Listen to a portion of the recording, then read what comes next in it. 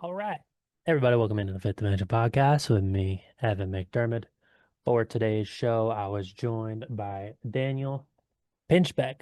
For those of you who don't know Daniel's work, he is a New York Times best-selling author, the founder of Liminal News, very much a futurist, philosopher, cultural critic. Him and I have we tackle a lot of the same subject areas. It's interesting because I think we've taken a lot of similar routes to get to some of these conclusions, and also a lot of different routes, and a lot of the ways that we sort of have come to the ideas that we have. So this is a fantastic conversation. There's a lot that we dive into when it comes to this planetary initiation that is taking place, the shift in the culture, leaving behind the materialist paradigm and ultimately creating something new. So if you enjoy this podcast, I highly encourage you to check out Daniel's Substack. Go check out some of his books. The link to do that is all in the episode show notes below. And I want to thank everybody for tuning in to this episode. It's been about a month and a half since the last podcast dropped, but we got a lot of interviews scheduled now. Very much, starting a new job, new place, new cats, new this, new that, uh, certain events. Life comes at you at a million miles an hour. So the podcast hasn't been the number one priority, but we're back on the grind here, ladies and gentlemen. And new episodes whenever I feel like it. But we got a few that'll be coming in the very near future, and I anticipate there being regular podcast drops, um, probably likely or weekly or so. We'll see how the flow ends up coming along here as we enter the summertime. Lots of beautiful things happening right now, and I'm very grateful to be able to even have a platform to be able to share. And those of you who tune in, even though there hasn't been a podcast in the last month and a half, and they still show up when there's a new drop, hey, power to you. I greatly appreciate that.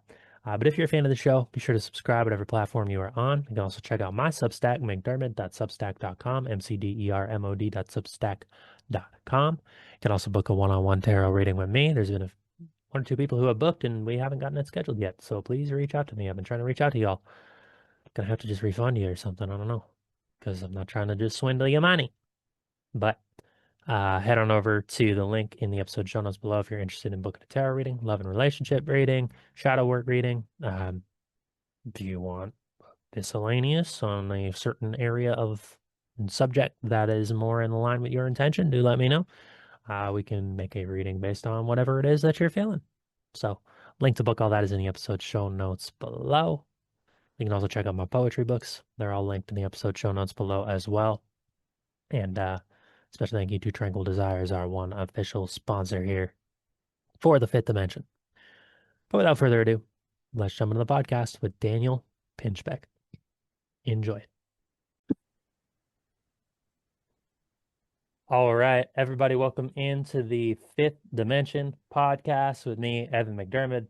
For today's show, it is an honor and privilege to be joined by Daniel Pinchbeck. Daniel is a New York Times bestselling author, also the founder of Liminal News, philosopher, futurist, cultural critic, and I really respect a lot of his ideas. And so, if you haven't heard of his work before, a lot of what he explores is very in alignment with the themes of the show. So I'm excited to dive into this conversation. Daniel, thanks so much for taking the time to come on the show. It's truly a pleasure to be able to connect. Oh, thanks for having me, Evan. Yeah, of course. I mean, I would love to start by, kind of jumping right into it in the sense where I think a lot of the ideas we're going to end up talking about, they are very future centered and looking at the direction that we're going in. But I think it's important to almost give a little backdrop on, where it is that we're at now. And one of the things that I really like to focus on and unpack is like the idea of myth and the idea of stories, like what is sort of the dominant myth of our culture and the myth of our times. And I think that really um, kind of segues into talking about when we're looking at, expanding consciousness and looking at sort of the new era that we're moving into. What would you say, Daniel, is sort of the dominant myth of our culture, uh, at least now from your perspective? What is it that we've been building up a foundation upon to now where we get to this point where I know you've talked about us being in sort of an initiation phase, kind of at a crossroads. Um, what is this myth that we've been operating on as a culture, individually, as societally, right? What is sort of the uh, the most important factors to look at when we're kind of trying to figure out where it is that we actually are right now in order to even start looking at the future. Yeah, well, I mean, it's I guess it's more clear now after the last few years. But I mean, in a way, there's like a few different. I mean, in American culture, Mm, a few different major forces, and one of them has been sort of technological rationalism and materialism, and kind of the sort of religion of material progress. This idea that humans inherently do not possess like a spirit or a soul. And so sort of this is kind of it. So get what you can, prolong life, as long as you possibly can, because once it's gone, then you're just, it's oblivion and there's annihilation. There's nothing else after that. So that's been the reigning ideology in the sort of liberal establishment. mm, Um, at this point, we can see this new kind of Christendom kind of, well, it's a very old, kind of Christendom ideology. I mean, it's the ideology of the colonialists and the imperialists who came over and committed, atrocities and genocides against the indigenous people and so on, and basically felt that, according to their interpretation of Christianity, this sort of Western Christian culture was inherently superior and was meant to, dominate the world and so on. And yeah, we're seeing like, that has is in a weird way is like rising up right now, and in a way almost like melding or synergizing with the sort of technological rationalism ideology in sort of new ways. mm, So I think we're in a moment where our myths are breaking down, and there's definitely many people on the right and wealthy people and so on who are really trying to kind of enforce this idea of like, family, country, and God as, the right direction for the future. mm, Yeah, and then I would say there are more cynical people who, kind of think that that's good for the masses, but for themselves, it's more about technological power and about potentially achieving like physical immortality through biotechnology, colonizing other planets, and controlling the resources of this one. mm. Right. It's like that idea of manifest destiny and expansion and colonialism. There's no more necessarily like physical land to conquer per se, right? So now it's Yeah, that's we're why the Mars thing is such a crucial ideological prop. mm, Yeah. right. And so now it almost takes a turn to where we need to expand in it uh technologically speaking. And it's almost it's interesting because I feel like some if we're not conscious about the technological innovations, it almost to me this is an idea I've really played with, and I'd be curious your thoughts on it. When we're looking at things like AI and we're looking at some of the transhumanist, like you kind of referred to, like almost achieving immortality. To me, it almost seems like some of that imperialism is almost turning inward in a lot of ways to where we are conquering the human spirit and we're conquering the soul and we're actually kind of losing touch with the essence of who we are because, the perceived external, I mean, like you mentioned, we have Mars and we have space and we have sort of technological imperialism. But in a sense, because we don't have as much external, a lot of that force is actually now turning and conquering in an inward sense, like it's conquering the soul. And we're kind of losing that essence the further we go down this sort of materialist paradigm that we've been building on for the last, several hundreds of years at this point. I mean, does that resonate at all? Kind of an inward shift, in I guess imperialistically. Yeah, maybe. I mean, yeah, I mean, it seems like, people in my world, which is more like secular, atheist, coastal, elite culture, we thought that, most people thought that religion was kind of done for. Mm, And, we had to sort of accept this kind of like, decoded reality, kind of like, and yeah, now we can see that actually for many people, living without religion was too kind of agonizing. And ultimately I'm very sympathetic with that because that was like when I wrote my first book, Breaking Open the Head, that came out in 2002. That book was really about my personal spiritual quest, which for me, I needed to be, I needed convincing evidence. Mm. And the only way that I could think of finding that was through visionary plants and psychedelics. So, I'd had a few tantalizing psychedelic experiences in college with mushrooms and LSD. Then I was in like my mid to late 20s. I was quite depressed. I was working in magazines. Everything just seemed very nihilistic and empty. But I remember those experiences as being very intriguing in terms of a suggestion. Maybe there were other forms of intelligence or wisdom or consciousness, other dimensions of the psyche, and so on. So then, since I was a journalist and had already started writing for like New York Times and Esquire and so on, I was able to make that my focus of my investigation and got an assignment to go to Gabon and take a iboga, which is a West African psychedelic, and a Bwiti initiation, and visited the Amazon and Ecuador to work with an indigenous culture there, the Sequoia, which has an ancient ayahuasca lineage, just like on and on. Went to all these different amazing places, and yeah. So for me, it was like very much about the question of is there anything, and if really nihilism is the answer, I wanted to know that at least I had exhausted any other possibility. Mm. And what I found from that quest was actually this whole realm of the transcendent and the psychic and the occult. And I ended up shifting from materialism to, yeah, kind of like maybe at that point, a bit of an animist, kind of Jungian perspective, then ultimately kind of settling on what's called monistic or analytic idealism, which is probably being best expressed right now through the work of Bernardo Kastrup, who's a philosopher who's written books like Why Materialism is Baloney and The Idea of the World and Dreamed of Reality, which basically, ultimately it's the same idea as like Vedanta or Buddhism or Tibetan Buddhism, that essentially consciousness is the foundational reality, Mm. and the material and the physical are just projections or almost like emanations of that consciousness as it seeks to, as it in a way, as it dreams, as it creates, as it explores, like that consciousness without a subject object can't really know anything about itself. So it has to evolve a physical universe and then, make beings that have a certain level of self-reflective awareness and language and memory and so on in order to learn about itself and discover it and extend its own creative capacities.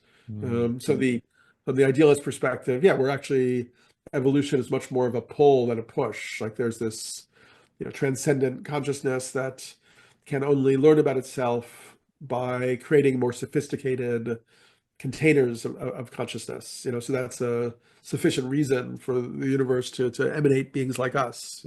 Mm. Right, Yeah. definitely. And I've adapted a very similar take and understanding on the nature of consciousness through my own, psychedelic experiences, deep meditation. I did one of the 10-day Vipassana meditation retreats, and that I'd say that was more powerful than any psychedelic experience I've had, where you're going inward and you reach Yeah. this level of transcendence, right? Uh, it, and when we're talking about this type of consciousness, it almost seems to clash head on with the paradigm that we are living in, right? I mean, is having adapted this mentality, do you feel there's a way to integrate this within the culture and system that we've already built? Or do you feel like we're at a point where we kind of need to take a step back and evaluate as a whole collectively this is what we're doing and we need to make sort of drastic changes? I mean, what's sort of your thoughts on, because if somebody doesn't necessarily have this mentality and we come in and we say we need to change everything as a whole, I mean, that's a that's a big pill to swallow, right? So, I mean, is there ways to integrate this within the ways that we're living, or what are your thoughts on how we go about even beginning to integrate this within our society, this new level of understanding? Yeah, it's a good question. I mean, one of my books was called How Soon Is Now. So after I wrote Breaking Open the Head, I wrote a book about prophecies, and covered a lot of different topics called Mm. 2012, The Return of Quetzalcoatl. And then I was, spent 10 years on and off, like, knocking my head against the wall trying to write my third book, How Soon Is Now, which was basically thinking through kind of like, yeah, if you had the sort of psychedelic idealist perspective and you were thinking about how to make the world work better for everybody, what types of systems change would be necessary. And, I do think it's very clear and increasingly clear that the system that we're in now is not sustainable. And that's partially because it's based on a lot of false ideas, Hmm. um, like infinite resources, like there's no limit to exploitation and so on. And I think it's I was already aware writing the first books that we were reaching the end of that paradigm, but it feels like what's happening now is a drastic acceleration towards some type of like systemic breakdown. Hmm. If you look at what Trump is doing in every area, including removing all the environmental restrictions, all the restrictions on toxic stuff in our food and our water, um, kind of like making life much worse for poor people, kind of like, yeah. So it feels like we are, still moving towards some kind of like systems crash. Hmm. And, on a more ontological or philosophical level, the system, yeah, does have to break down for, as you said, it's based on untrue principles, of like hyper individualism and hyper consumerism. And, as it says in the Tao, non-Tao is short-lived. Short-lived could be like 50 years or 100 years, or it could be a couple lifespans or whatever, but ultimately something that is not based on the authentic principles of an evidence-based reality is not going to hold up. And I feel we're seeing in a weird way the insecurity and anxiety and frustration of people who have benefited from the old system, trying to like hold on to their power and privilege beyond the time where that really makes sense. Hmm. Right. And ultimately, I think that does lead to a systemic crash, like you were saying. I mean, but in the modern age, what do you feel that that looks like? Like, what are we already in the midst of it where it has? I mean, because you could make the argument where it's already full blown on the downswing, and there's there's no recovery, right? Like, at what stage do you think we're in right now, and is there a way to navigate this by and kind of place ourselves on a timeline, do you feel? And is there sort of, I guess, a vision that we can hold on to and try and build up in the same sense while this downturn is occurring, right? Because I mean, obviously we want to minimize when we're talking about a systemic crash, there's a lot of people who live dependent upon the system, right? And in a sense to where if there's a huge crash, there's going to be lots of suffering, there's going to be starvation, there's going to be all these different, you know, things that occur because of the way that we are organizing ourselves and living. So I mean, how do we go about minimizing suffering if we also recognize that anything built on a falsehood is not going to last as it is, and we kind of need to create something that's better and more in alignment with the truth of who we are. I mean, it's kind of a difficult thing to navigate. Yeah, I mean, right. I mean, there's like a slow motion collapse, and then there's like a speeded up Hmm. crash, but I mean, yeah, and it is the case. I mean, the US, which prides itself on being like this sort of rich country, most people read on a very low level, like a sixth grade level. And I think 1 out of 5 people, adults, experiences some level of food insecurity. Hmm. Um, you know, we have a lot of kind of delusion around how we live in this society. Most people have like hardly enough money to, they live paycheck by paycheck. If they have a medical crisis, their whole savings are wiped out and so on. So we're not really doing that much better, in terms of the sort of,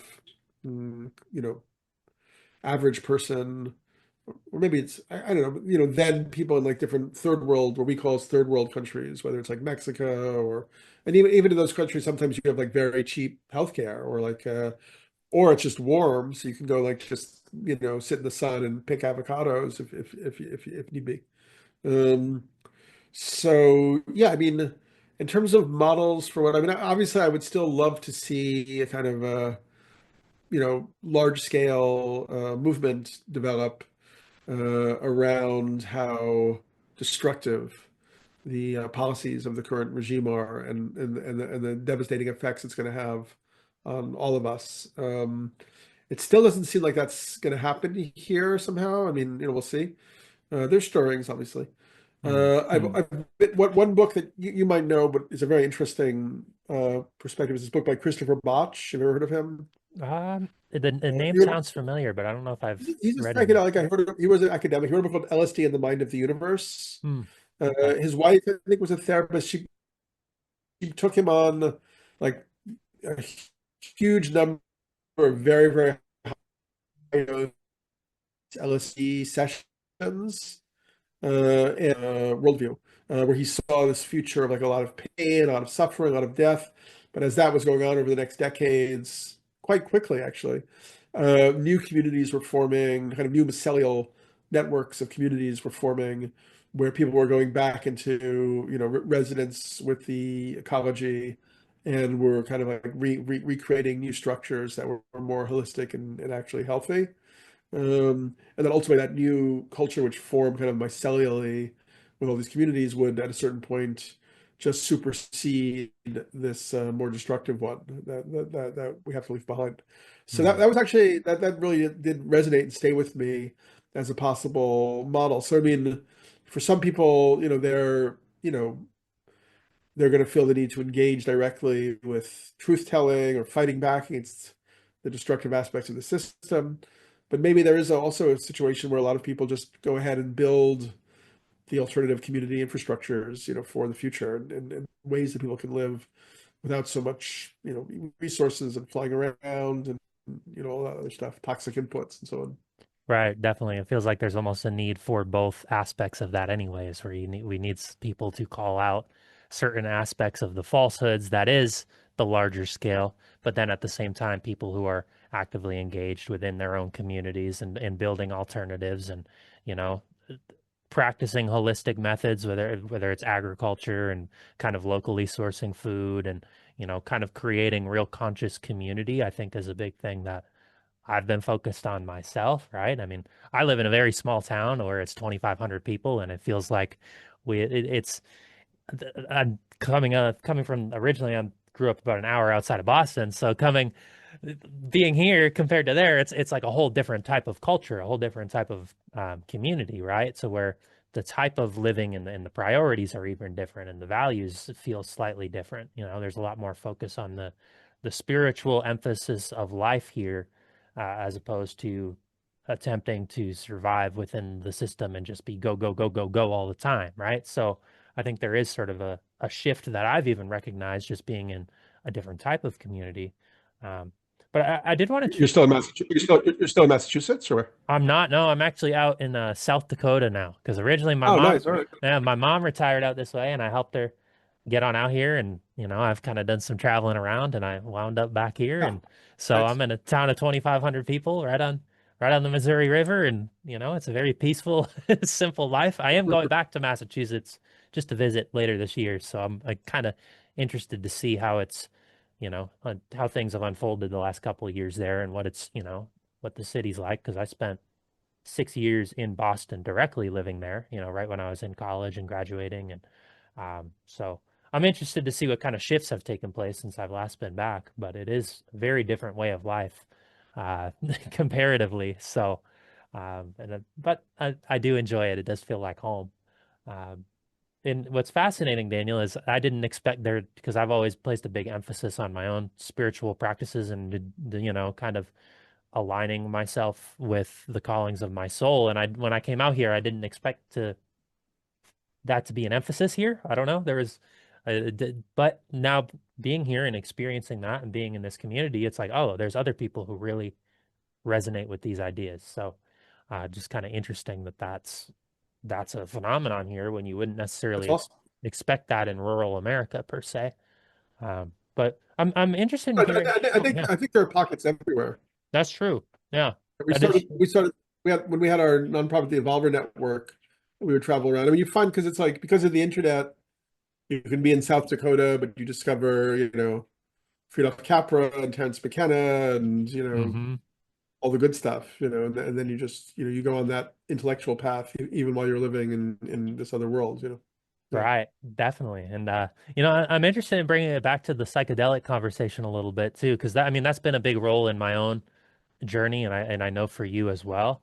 I think obviously we've seen an increased um, interest in psychedelics as a I think a possible solution to kind of going beyond the veils of our current lens and our current framework. And it kind of breaks up a lot of the, I think, structures that we've internally placed to kind of how we view the world, right? And, we're seeing John Hopkins doing great research with psychedelics, and we're starting to see more of an acceptance, I think, of the potentials of it. Where do you feel its place is in? And do you feel like we're in a time where it is kind of like a psychedelics renaissance in a way? Or, something that I've always wanted to be mindful of is not commoditizing something that is so sacred as well. So I also kind of wonder, is it going to be molded to fit within the culture that we've already created, right? And kind of this, and if so, does it lose its sort of sacred aspects to it? Right. What is your thought on the sort of psychedelic movement of the current age Yeah. and what it It's a represents? great, I mean, I've been writing about that. It's a great question. I mean, I also recommend my friend Jules Evans, who has a newsletter called Ecstatic Integration. He's been doing a great job covering this whole thing. As I said, my first book, Breaking Up with Dead, came out in 2002 from Random House, which is a big books publisher. And Mhm. up until that point, there really hadn't been any books on, kind of positive books looking at psychedelics since the early 70s. They'd really been banished from the culture. So my book helped introduce the whole topic to the contemporary world. And I was at that point very, very hopeful and excited about the psychedelic possibility. Particularly, I mean, I knew about Leary and Ginsberg in the Mhm. 60s, who advocated, LSD for everybody and so on. But I thought with ayahuasca, certain other substances, there might be a way that these substances could be very highly beneficial to kind of rethink the problems in our society and move towards more collective modes of action. Mhm. But as the psychedelic movement developed, it didn't seem to develop in the way that I had hoped. It's been more focused on individual healing or individual experience or sort of, even hedonism and so on. Mhm. And at this point, I'm a little bit, yeah, just sort of jaded and disappointed in the site. It's just, it became a career track for a lot of people, and then people are trying to protecting their territory and so on. And one thing that was hardly discussed in the mainstreaming of psychedelics, which included kind of like the MAPS conference, the Horizons conference, so on, was more like the paranormal and occult, spiritual and psychic aspects. I mean, the spiritual aspects, but not the paranormal and psychic, which, many people who've actually gone into this world have those experiences to an extreme degree, including myself. And for me, that's like step one of having a sane human society is to, recognize that there are these other powers in the world that we have to learn how to work with. Mm. Right. Uh, Right. And what's interesting is when you're looking in, I'm involved in a lot of different spiritual circles, if you will. There's such an emphasis on the individual healing journey, and there's such an emphasis on going through, and I think there's benefit in looking at oneself and taking on a path of healing, if you will. But you're right in the sense to where at what point is that just also a form of rugged individualism that is very much in alignment with the same culture that we're already living in? Because, I think in some of the most powerful psychedelic experiences I've had have been in almost group ceremony, in group healing, and like there's this there's a communal aspect, I think, to where you kind of learn and you grow together. And I think focusing on the individual, you really lose an element of what is such a powerful tool and a powerful medicine. Because if you're going inward and it's all individual, I mean, there isn't that feedback to bounce back on. There isn't, you can get lost in a lot of ways, and there's no structure to come back to. Um, so, I think that's a really powerful point in that it is kind of going the way of the individual. And I think maybe what we need now is to bring it to a more communal, in a communal setting, right? And I don't know if that's going to be uh, with the structures we have in place and the path that we're going on. I don't know if that's really, I don't want to say it's not possible, but I don't see that it going in that direction because it is even a lot of the research, at John Hopkins, it's based on individual therapy, right? Which, there's benefits to that. I mean, I work as a child and family therapist, so there's benefits in individual therapy, but I think what we need as a collective is collective healing and collective change, and we can individually change and individually structure ourselves to try and create a better world. But if we're not doing it I would say, with others at the same time, I mean, how are we supposed to make that collective change? So that's a really difficult um, it's a really difficult task to try and make it a more communal approach. And I would be interested, Daniel, to hear more about your own paranormal and psychic experiences, if you don't mind sharing them, just because I think that's such an element of the psychedelic experience as well that I've noticed and witnessed. And, it's that really uprooted a lot of my preconceived notions about what reality even is and what, because we only perceive what a fraction of reality in our waking consciousness, less than 5%.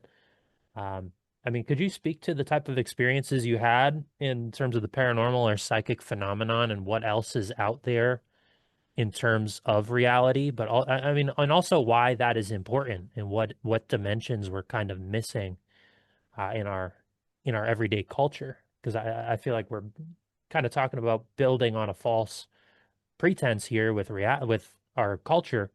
I mean, if we're completely disregarding the paranormal and the psychic, then there's whole elements to reality that that we're going to end up missing. So, Yeah. Um, no, I agree. The hyper-individualism is a huge problem. I'm a little bit circumspect. I wrote about various psychic and paranormal episodes in the books, Breaking Open the mm, Head in 2012. I often feel that when you just sort of blurt them out, particularly to an audience, people who don't like know you or whatever, I know they don't necessarily have the same valence. It's like a lot to explain. of course, yeah. And it doesn't, it's a little tricky.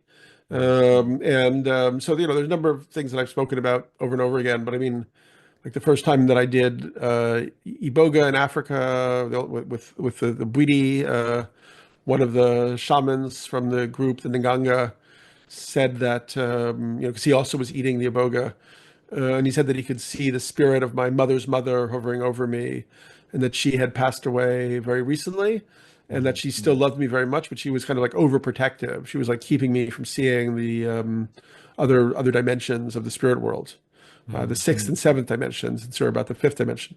And it was a shocking thing because it was true. My mother's mother was the only relative grandparent that I had known. All the others had died before I was born, and she had died recently, and I hadn't told anybody there about that. So that was just the beginning of many, many, many experiences where people were, shamans or other sensitives were able to like pick up transpersonal kind of information mm, that they couldn't have had normal access to. right. But I mean, I honestly just experienced a vast range of paranormal and psychic phenomena, including incredible synchronicities, telepathic connections, even sort of objects bursting into flame or appearing in really unusual circumstances or whatever, to the point where I had to give credence to what all these different writers, you know, have said about their own experiences, whether it's Carl Jung or whatever. And I think, there's you got to get a cat there. I Nice. was gonna say a little Uh, kitten coming into the frame. Nice. She's a Yeah. little she's Yeah. a menace, but Yeah. I tried to barricade her upstairs in the where she's not gonna come down and destroy the podcast area, but she managed to Yeah. break through anyways. So All right. She got through. So yeah, so I mean, just to summarize, like I think that all the things that you find accounts of in mystic traditions and cities and all that kind of stuff, it's all completely true. I had enough experience to verify that. And the thing is, but these are subjective. I mean, they're not subjective, but they happen. It's like an intensification of subjective consciousness that leads to sort of like kind of like exteriorizations of psychic energy in different forms. And so it's not, verifiable and repeatable in the way that things are in the scientific method. And Right. in general, psychic phenomena is extremely difficult to quantify and explore in that way because it's very much about the specific scenario, specific container, and so on. Dean Radin, who was like the chief scientist, like a parapsychologist in Institute of Noetic Sciences. He wrote a number of books, kind of verifying that there was a demonstrable psychic effect. But then he also had to admit that there were these like strange phenomena in psychic research, where, for instance, you might get a very strong, supportive, kind of evidential response the first time you did an experiment. But then when you try to repeat the experiment, the correlation goes way down. And so it's almost like a sense like there's like a mystery that doesn't really want to be fully known, that sort of wants to Mm, protect itself. And that also, you know, there might be different ways to think about it. I mean, maybe, we're not quite ready yet to be living in a psychic reality mm, to that extent. Like our own minds have created protections around that. right.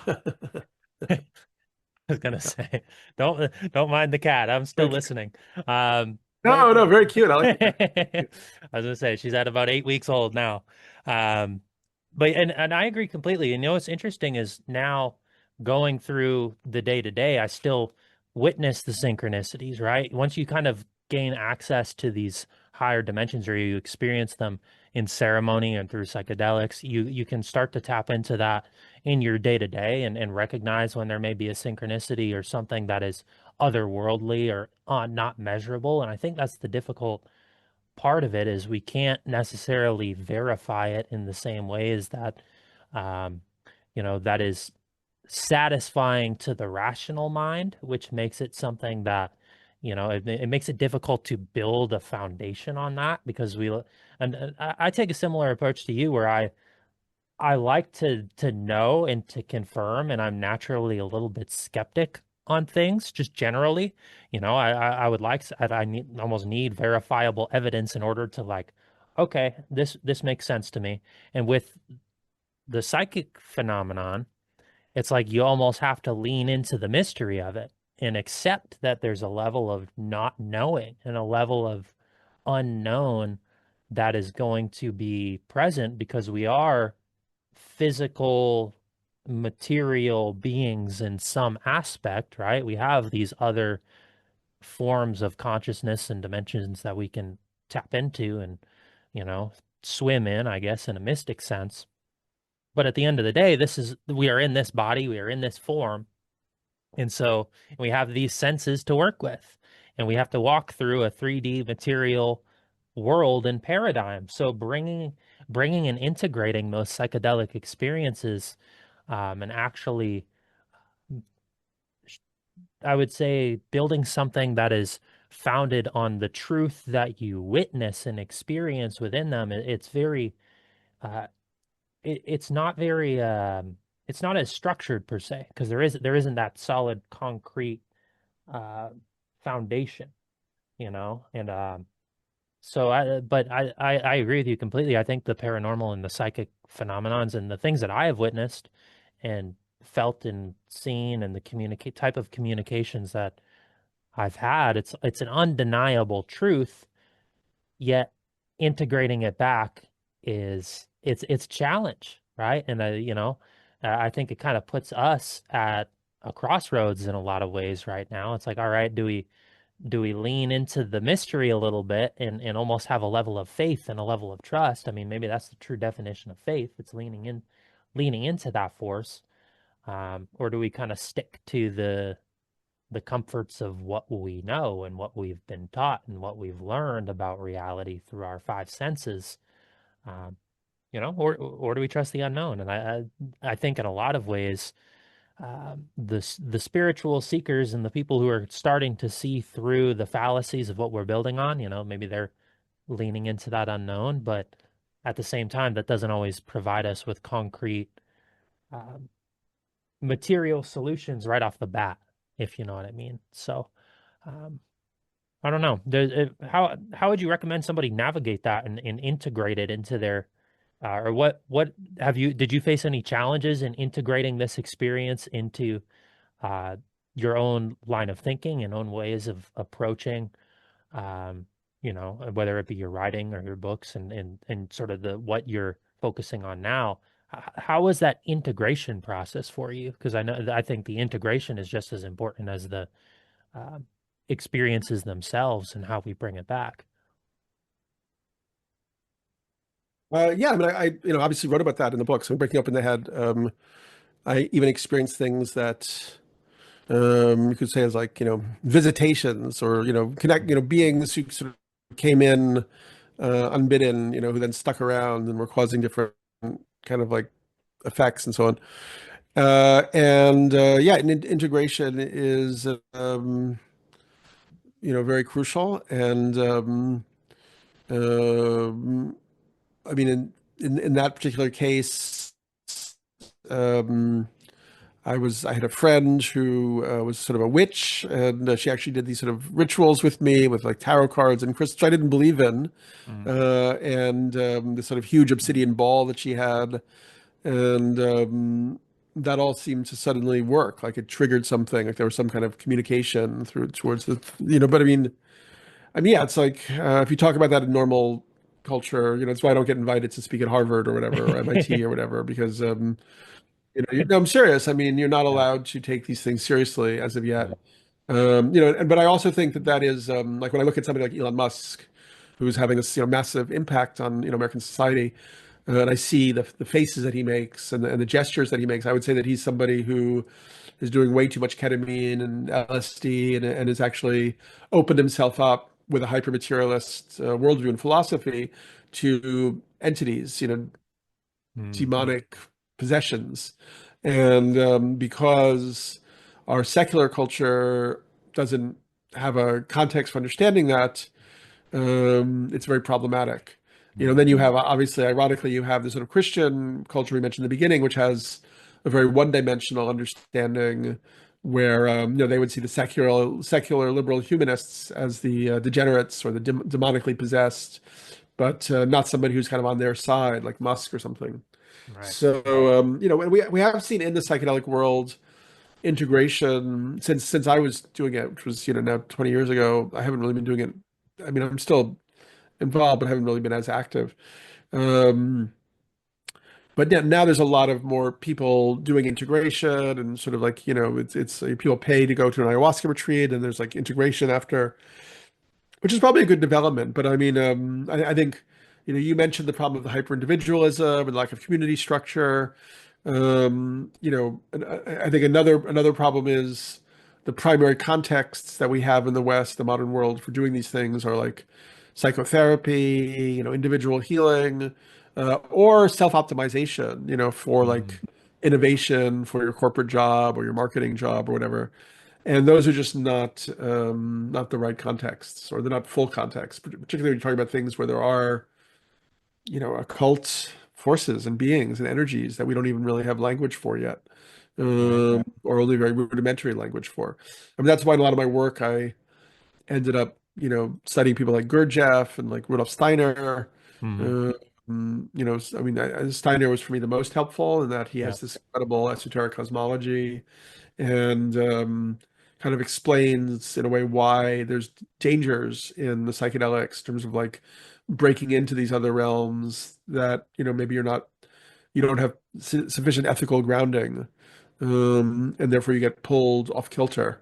Mm, uh, and that seems to happen to many people. It can happen right. very subtly, subtle forms of ego inflation and all that stuff. Right. It's Yeah. like a quote. I don't remember who said it, but maybe it was Young or Jungian philosopher. I don't remember who it was. It said the mystic swims with delight in the same water that the psychotic drowns, right? And I think that's a very real Yeah, phenomenon, exactly.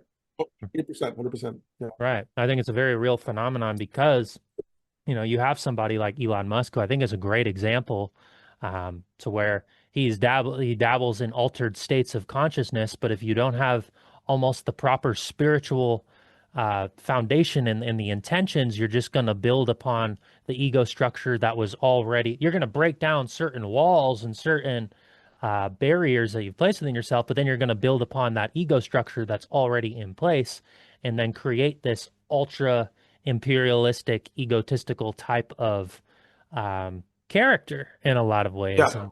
And Yeah. Well, that's where I actually feel almost like I made a mistake in promoting the psychedelic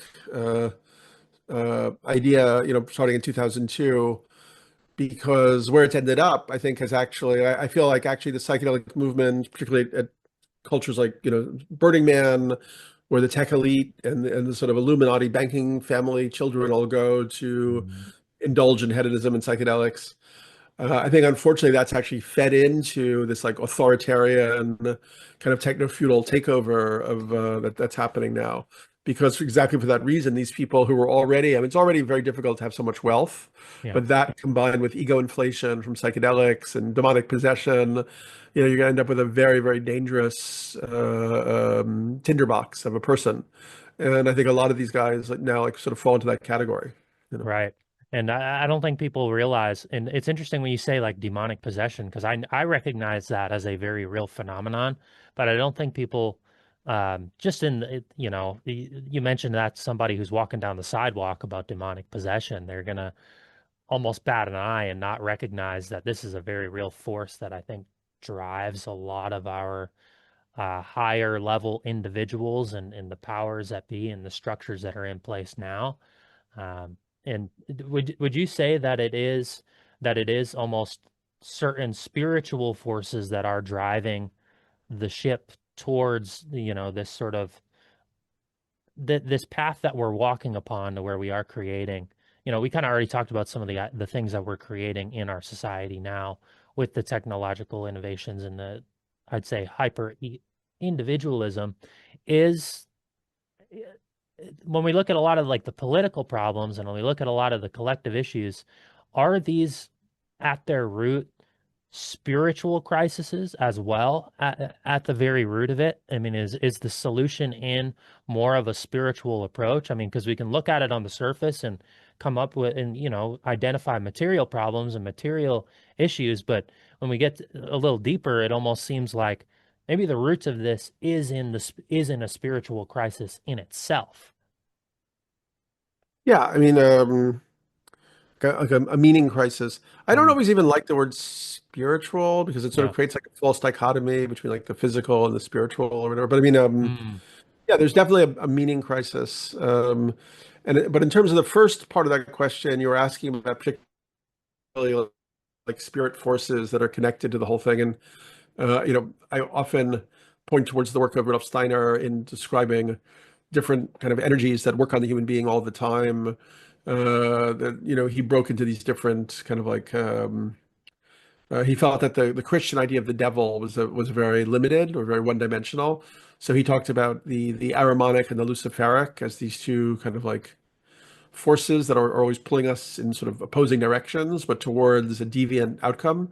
mm, And the Luciferic, Lucifer's the means light bringer, yeah. but it's this energy that sort of pulls us up and away from the earth towards like beauty and genius and glamour and grandeur, but often also haughtiness and arrogance and kind of like contempt in a way. And then the Ahrimanic comes from the Zoroastrian religion, and Ahriman was the sort of evil earth spirit. So for Steiner, this represented this energy of like hyper rationality, materialism, technology, calculation. And Steiner actually writing back in like the turn of the century, the beginning of the 20th century, he thought, in the near future, there would be a kind of literal incarnation of Ahriman, which would be kind of like the sort of spirit entity of pure calculation and rationality and technology was going to fully incarnate in our human world. And I mean, I think it's a very interesting idea when we see what's happening with artificial intelligence and almost this kind of like summoning of the being of AI as this sort of like hyper rational being, but then also building bodies for it, through robots, through biotechnology and so on. It's really almost like where we're all like the society is like it's like magnetic filings that are being like pulled, magnetized towards this outcome that Steiner predicted of the sort of Ahrimanic incarnation. Hmm. Wow. And Uh, so yeah, that is very much what I think is happening right now. yeah, well, and I think I hadn't connected AI to that line of thought, but I think that's a really accurate, um, almost way of describing it. Because when we look at the technology, and it's interesting because you can use AI to, if you prompt it with, spiritual seeking, for example, and you're looking to find more, there's ways to go about it, and you prompt it and you find fascinating discoveries, right? So you can almost use it as a tool for discovery, but in the same sense, I almost wonder if it is, there's people who make it the argument that it's like a deepening of human consciousness, but then I also wonder, well, is it more of a distortion of human consciousness, and we're sort of outsourcing our perceptions to something that is more algorithmic based. And, I'd say we live in a very algorithmic age as it is. Everything is predictable and algorithmic, and even our structures and our systems, they're very much, um, they almost run on like this like automaticity where everything is very um, controlled, predictable, managed, right? And I would say AI is built upon that same foundation. So do you think it represents more of like, can it be used at all in a way to deepen our understanding of who we are and, kind of solve the meaning crisis? I think meaning crisis is actually the the best term for instead of spiritual crisis. I do agree with you. I'm glad you used that term because that's a term I've heard and resonated with in the past, and I've looked a lot into the idea just of meaning as a whole. Um, but do you think um, the AI represents it can be used to help, I guess, uncover some of the deeper truths, or do you think it represents more of a distortion and something that we should stay more weary and mindful of its usage? Well, actually, I'm in July. I'm offering a online seminar with a number of guest speakers called "Breaking the AI Barrier," Hmm. and we're actually looking at exactly this question or the different dimensions of it. We're looking at the social dislocation that artificial intelligence is probably going to cause as millions, tens of millions, or hundreds of millions of jobs disappear from the job market. And we're looking at its creative ability. The ability it can definitely be used as like a sort of cognitive supervitamin if you're if you use it judiciously and properly. And we'll look at the more philosophical and metaphysical implications, like the idea of the Ahrimanic or the idea of the singularity or the eschaton that McKenna talked about. Um, but yeah, I mean, so I've actually found, for me personally, although I sense that the danger of it is very useful AI. I mean, even if you want to like sharpen your knowledge of like Buddhist philosophy or something, or like make an inquiry into some area, or like look at the idea of like the imaginal, from Henry Corbin, or the imaginary from Rudolf Steiner, and Blake's idea of the imagination, and kind of compare those ideas. And you can really set up any. I mean, it's like a PhD level intellect that you Hmm. can play with and interrogate with on many levels, and at the same time, yeah, I mean it's a mimesis machine that kind of corresponds to our curiosities and our desires, and also kind of explores our preferences and gets to know us. So I do have a number of friends who reach this moment where they're like, "Oh, AI is this spirit, and I'm in communion with this new spirit, and it's this amazing thing." And yeah, I have to admit that I'm very suspicious of that, because I feel what's happened is the AI has learned about them on a very subtle level and has then manipulated kind of their expectations, and found a way. Because basically, like any, like Instagram and Twitter, are engagement platforms. Like the more time people spend, the more attention and awareness, the better for the platform holders.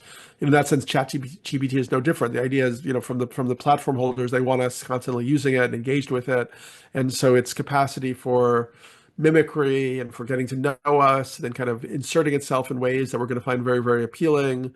Those are all big deals. I mean, another thing which I just wrote about today in my newsletter is it turns out that the hallucination problem is not going away. If anything, it's getting worse with the more advanced reasoning models.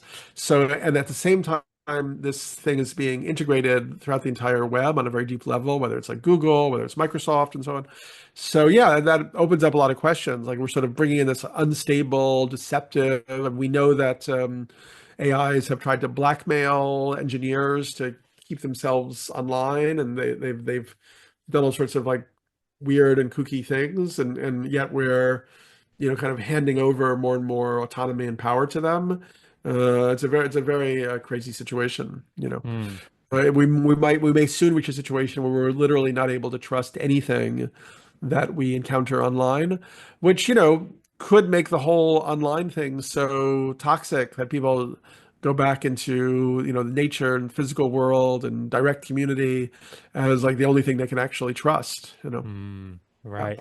Definitely. And you know what's interesting is personally, I feel like I'm at that point for like at least social media, like whether it's Facebook or Instagram or, Twitter, any of those things, like in terms of actual trust, I place very little in what I see on there. And it's really just in whether it's Substack or emails, like newsletters, things like that. It's more of I'm trusting in the individuals more so than I am actually just the randomly sourced, like, because the algorithms, like you said, they're going to feed what what it perceives I want to see or hear or build upon any sort of opinion it thinks I may have. It's going to want to reinforce that for the sake of my attention and for the sake of my engagement. So I've really leaned away from trying to understand the reality from the lens of social media and what I'm seeing on the internet. And I'm just going to assume a lot of it isn't true. I mean, I just don't know. It might be. I'll take in perspectives and keep things in mind, but in terms of coming to conclusions, I place very little stock in the actual social media, and it's more so like, all right, let me trust the opinion of individuals and what other people are seeing, more so than what is being fed to me um, from the actual algorithms themselves. And I kind of take a very similar approach with AI to where, you know, I do I do a lot of tarot, for example, and I could go in and I'm creating my own tarot deck and I've done most of my own writing and I've got, a lot of it like done, but I could go in and I could go to AI and I could get in-depth readings on cards and ideas that I couldn't, piece things together in ways that I didn't necessarily see.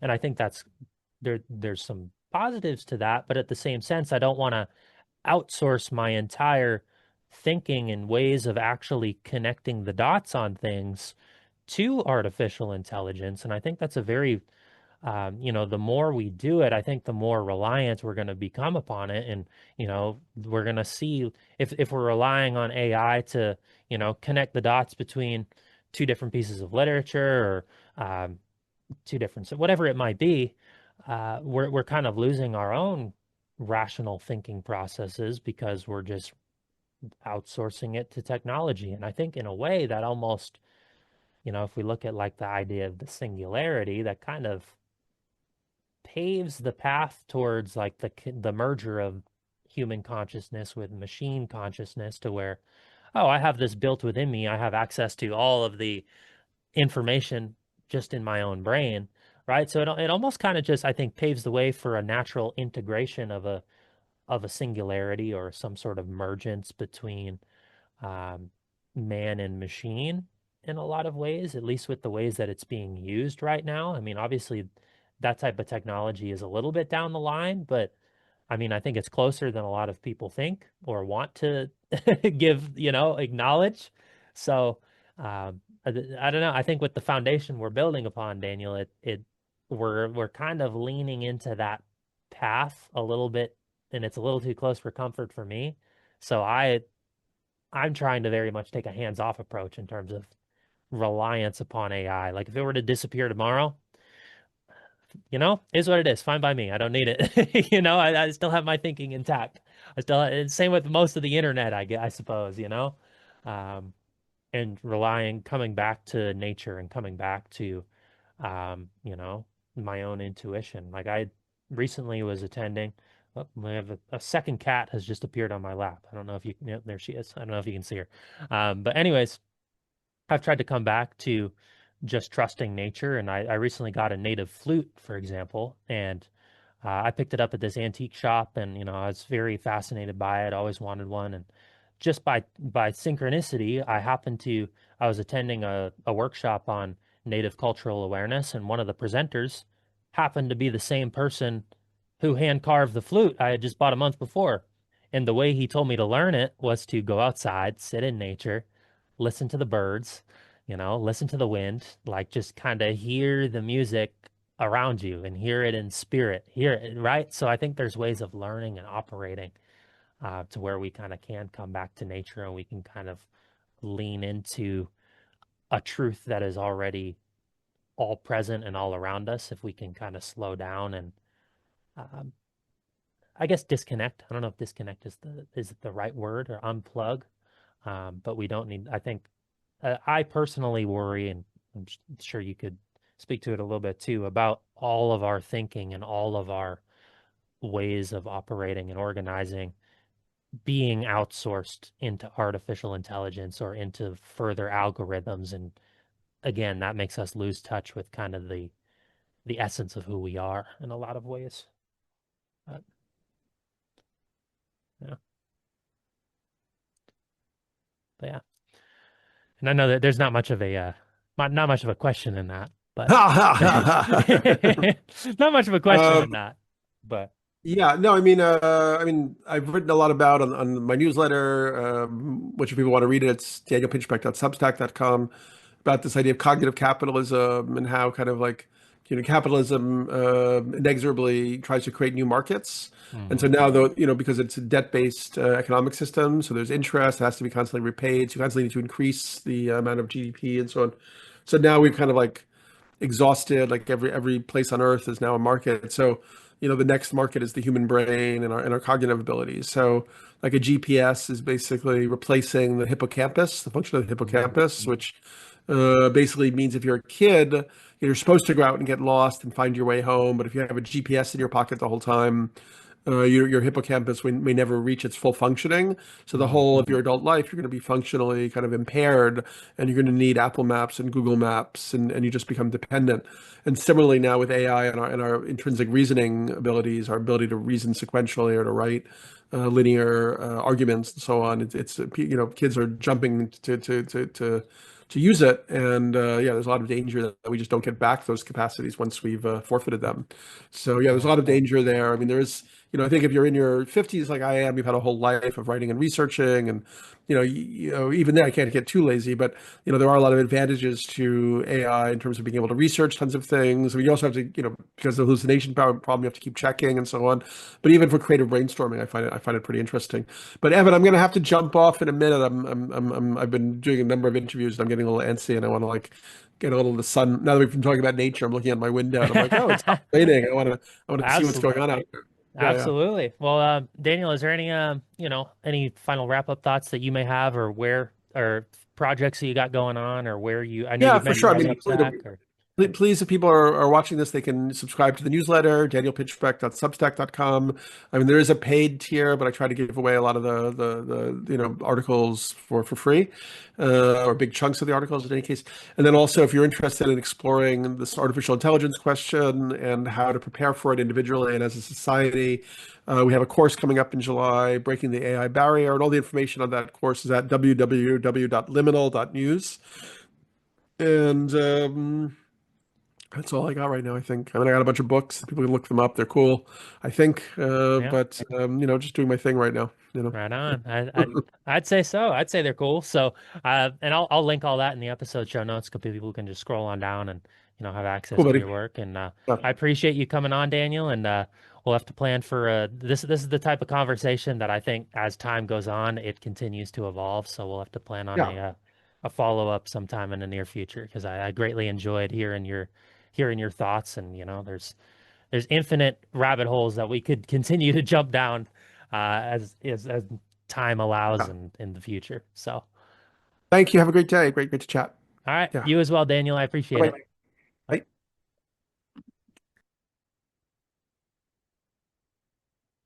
Special thank you to Daniel for coming on the fifth dimension. Really a fantastic conversation. And, him and I could have kept going on hours and hours if time allowed.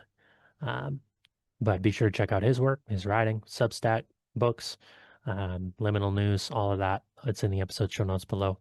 Highly encourage you guys to check it out. I appreciate him coming on and hopefully the first of many conversations that Daniel and I that we engage in. So if you're a fan of the show, be sure to subscribe, whatever platform you are on, Apple Podcasts, Spotify, YouTube, Rumble, wherever it may be. I do appreciate you tuning in. You can also head on over to Substack, mcdermott.substack.com, mcdermod.substack.com.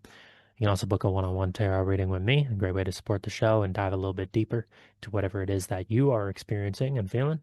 And special thank you to Tranquil Desires, official one-stop shop for all your holistic spiritual wellness needs right here in Chamberlain, South Dakota. It's going to wrap up this episode. Be sure to subscribe because we have many great interviews coming your way in the very near future. And I'll see you all next time. So long.